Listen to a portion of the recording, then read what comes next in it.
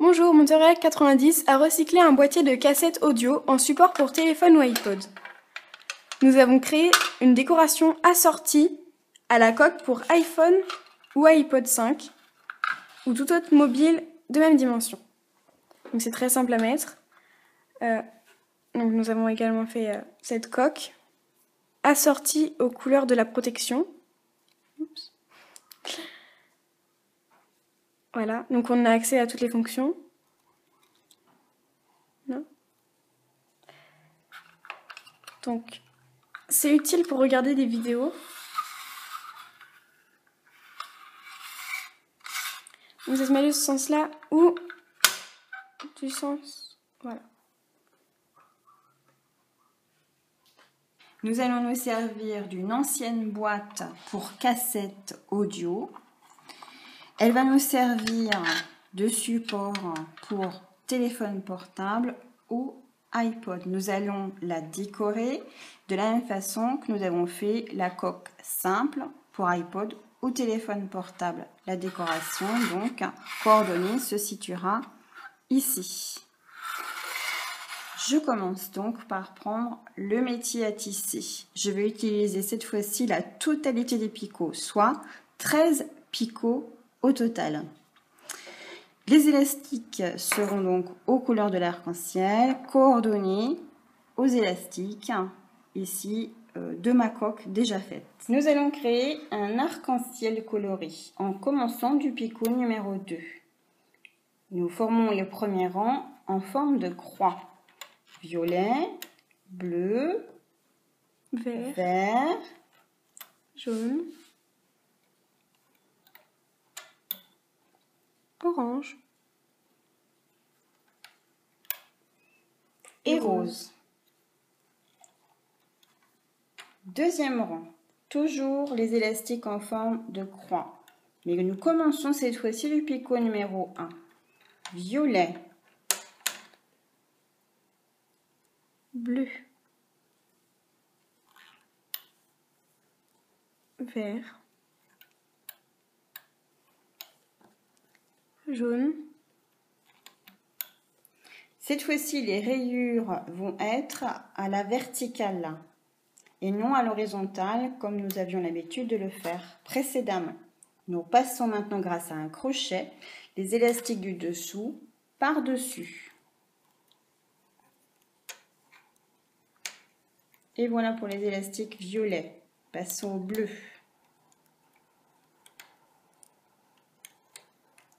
Voilà, on voit bien qu'on va créer cette fois-ci un arc-en-ciel à bande verticale.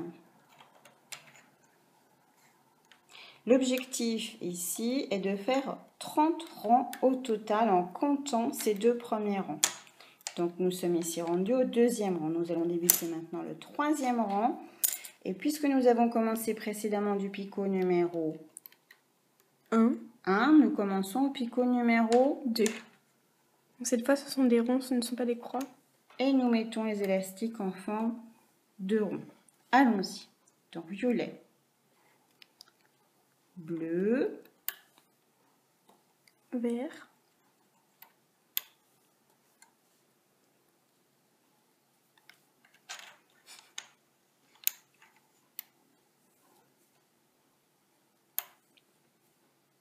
et voilà pour ce troisième rang. Tu vas commencer par le rose pour voir ce qui se passe, parce que j'ai bien l'impression qu'on va avoir un souci.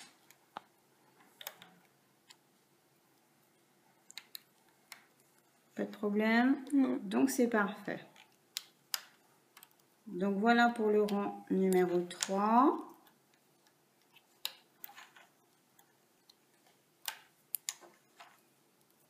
Et cette fois-ci, donc c'est le troisième rang. Tous les autres rangs vont être absolument identiques à celui-ci et nous alternerons commencement par picot 1 ou commencement par picot numéro 2.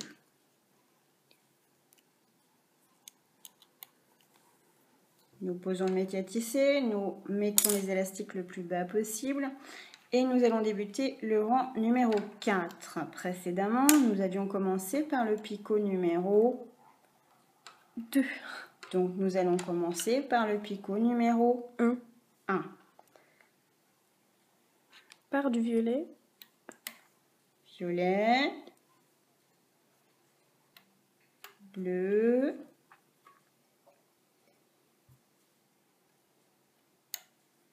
Vert. Jaune.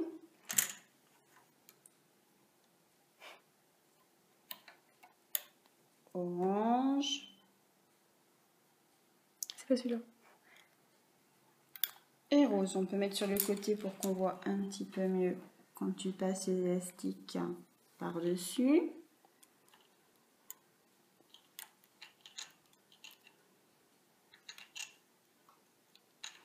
Donc on va alterner cette fois-ci ces arcs-en-ciel colorés en commençant par picot 1 et picot 2 et faire la même chose sur une totalité de 30 rangs.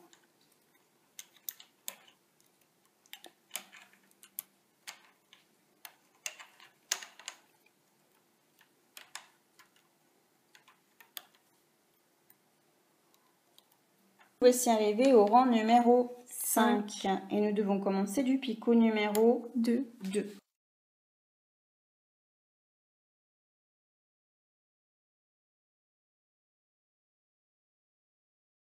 Toujours la même méthode, passer les élastiques du dessous par dessus.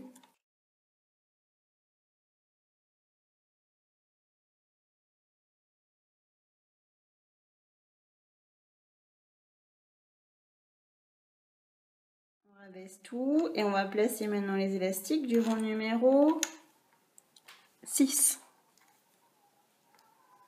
En numéro 6, il faut placer le premier élastique en picot numéro 1. Oui, ça.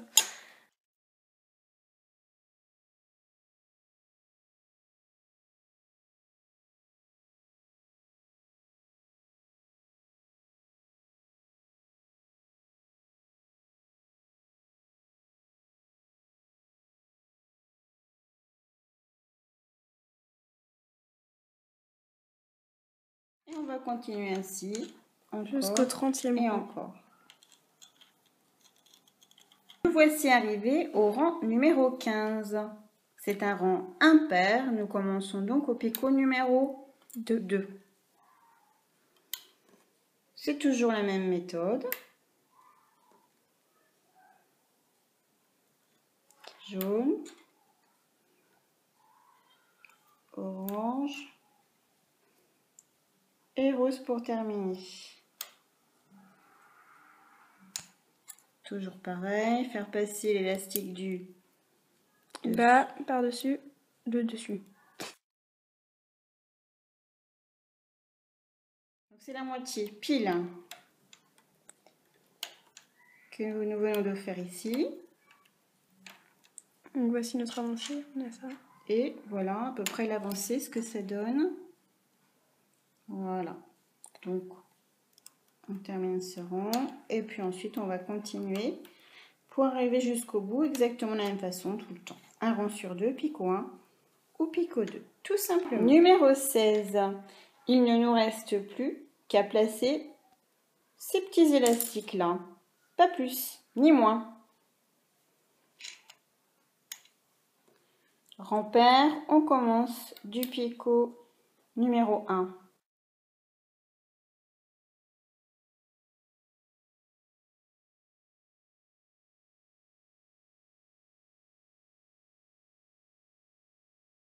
Voilà pour le 16e rang. Voici arrivé au 29e rang. On voit que le travail avance bien. Donc 29e rang, c'est un rang impair. Donc on commence du picot numéro 2.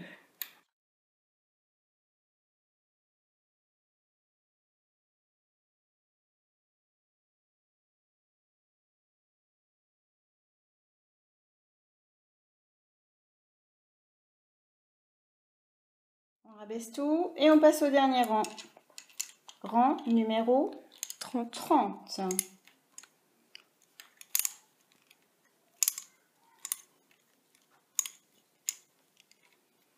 Donc là, on va faire le 30e rang.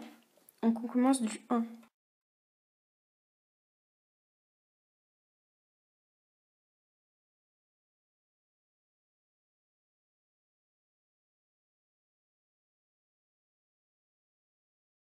Voilà, le 30e rang est terminé.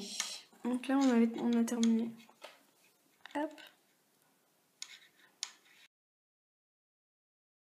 Je vais récupérer toutes les mailles sur le fil d'aluminium. Donc, en tout, j'ai 13 mailles à récupérer. 2,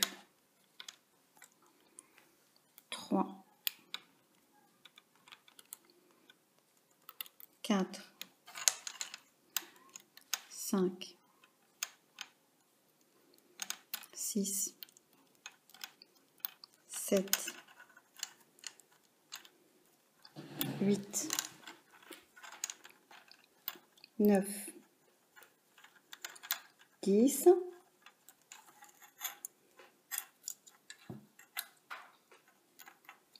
11,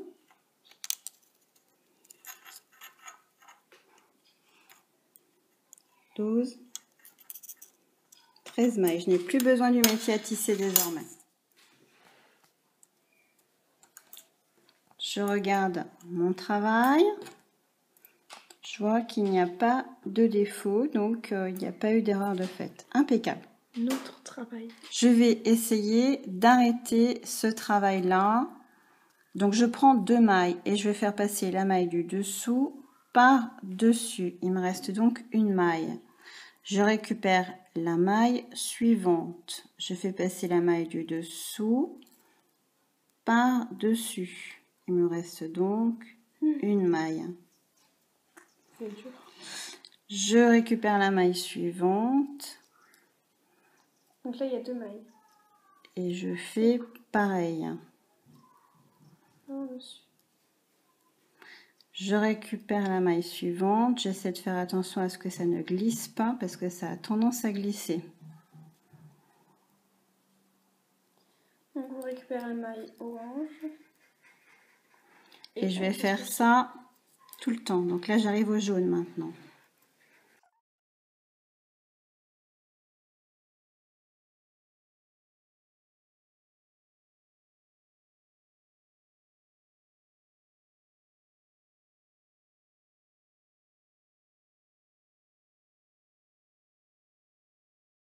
Je fais passer le bleu par-dessus. Par-dessus le violet. Il me reste encore un violet. Ce sont les 2 dernières mailles. Je regarde si ça convient. Donc on voit ici la bordure qui m'a l'air pas mal. Allez, les 2 derniers. Bon, les 2 derniers, je peux les mettre sur un crochet si je veux. On va les arrêter à l'aide d'un crochet.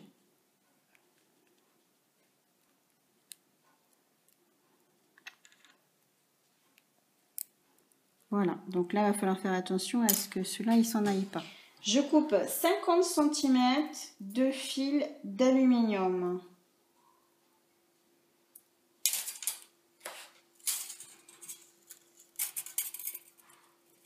Donc 50, c'est à peu près là.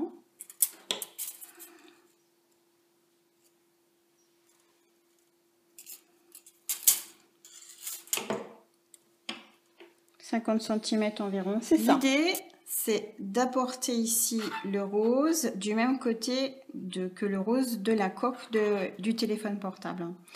Donc, je vais faire passer le fil d'aluminium sur ce côté-là et ce côté-là. Les attaches devront revenir ici, par devant, coordonnées à celles de la coque. Voilà, c'est parti. Donc, je vais prendre par exemple ce côté-là pour commencer. Je passe mon fil d'aluminium dans toutes les mailles.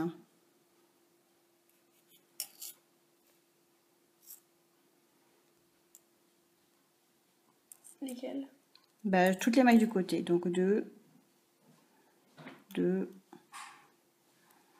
là pour que ce soit à peu près, enfin que ça soit bien solide.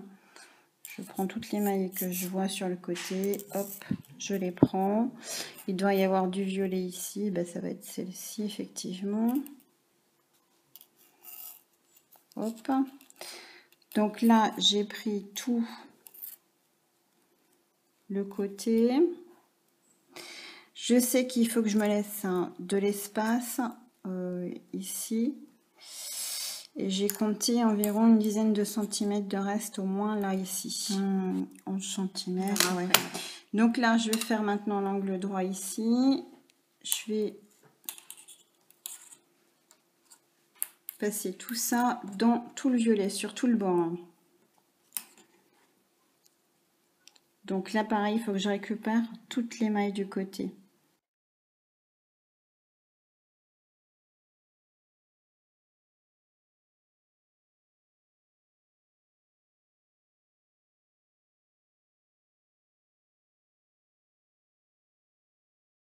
Je prends vraiment tous les élastiques qui constituent la bordure cette fois-ci.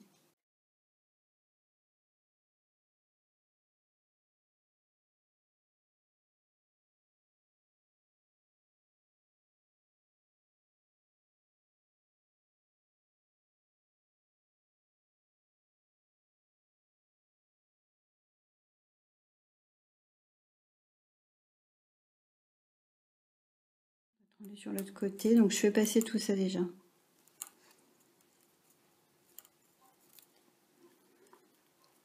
Tout le fil d'alu doit passer dedans, sans que les élastiques ne cassent.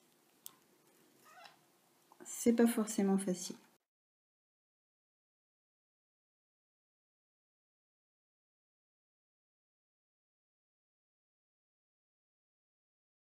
J'arrive à l'angle que je m'étais à peu près fixé tout à l'heure.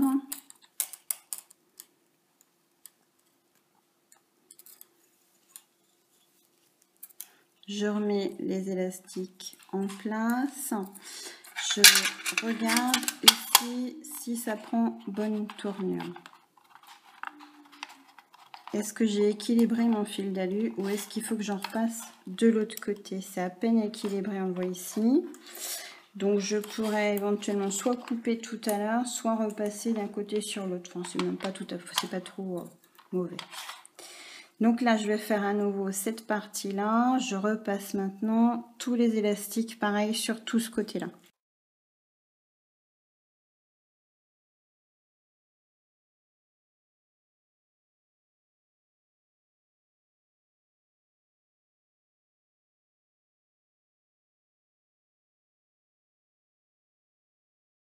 On va dire que le dernier, c'est celui-ci. Je passe toutes mes mailles. Il va falloir maintenant tout remettre en position, en place.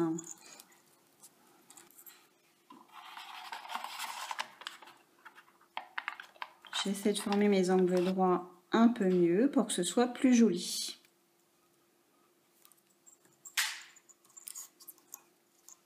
Je mets le métal en forme.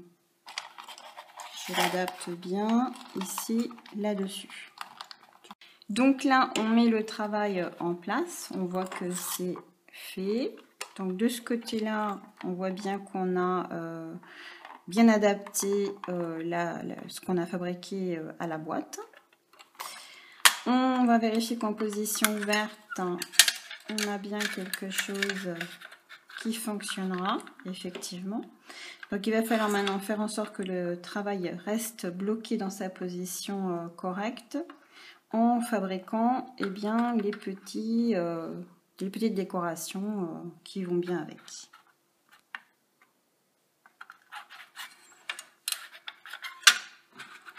Je referme la boîte, je me remets tout ça en place.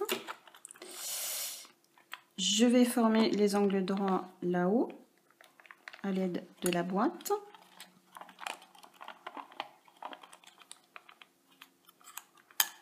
Voilà.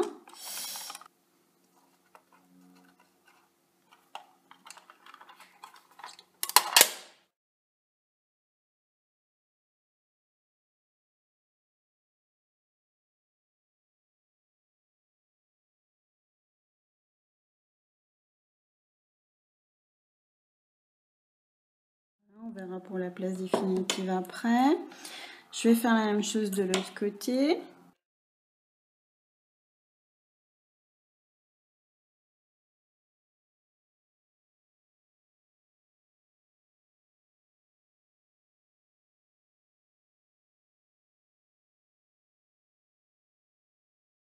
J'ai peut-être trop enroulé, on verra tout à l'heure.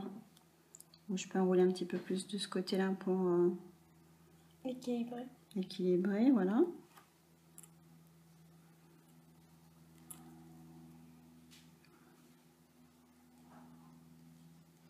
Je termine ici de faire les arrondis de chaque côté. Les arrondis sont maintenant terminés. Je vais vérifier la mise en place sur la boîte. Donc voici la boîte. La boîte, je vais la mettre directement en position ouverte, donc comme ceci. Et voilà, je vais essayer de passer tout ça et de le mettre en place.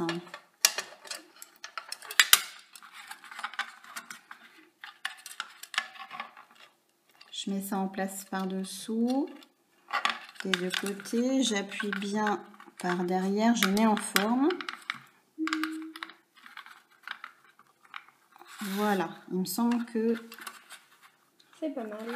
C'est pas mal. De côté, j'imagine. Voilà. Pour la mise en place ici. Donc on voit que c'est mis en place aussi ici. Par en dessous. Voilà. Je repose sur la table. Je vais mettre la protection ici en place, la décoration plus précisément, sur l'ancienne boîte de cassette audio. Donc vous voyez que la mise en place est extrêmement simple. Et ici, la housse coordonnée pour l'iPod ou l'iPhone, avec exactement les mêmes coloris. Avec un effet miroir, puisqu'ici quand je vais mettre l'iPod, eh bien il y aura les couleurs exactement à l'envers ici, comme s'il s'agissait d'un miroir. Devant, j'ai voulu faire un rappel des petites décorations que j'avais fait ici sur la housse, la coque simple, ici avec un petit rappel en bas. Petit clin d'œil aussi peut-être au fait que c'était une cassette audio avec le bobinage de part et d'autre. Mais ça, chacun y verra ce qu'il veut.